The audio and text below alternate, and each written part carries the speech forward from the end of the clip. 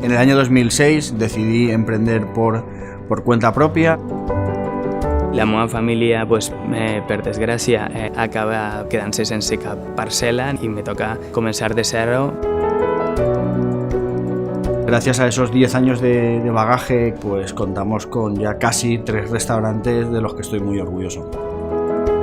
S'ha de ficar passió i constància. Tienes que sentir que con ello estás siendo feliz.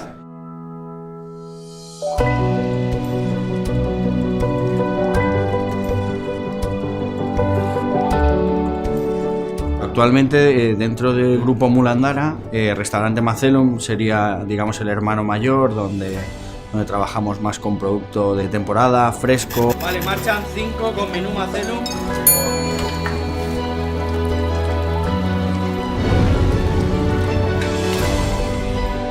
Y bueno, ahora la última incorporación, junto al apoyo incondicional de mi mujer, abrimos, que será Platero Utopic Food.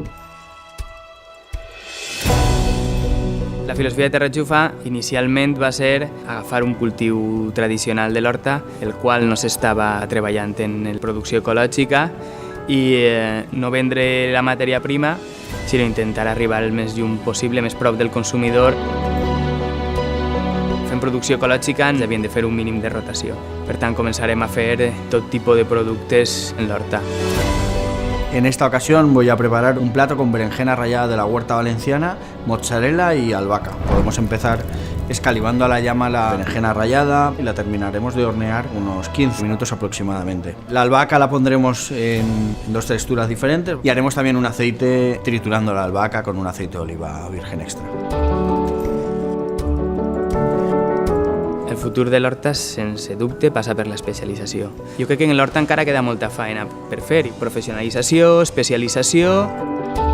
El sector agrícola, la huerta en concreto, yo creo que tiene que vivir una revolución.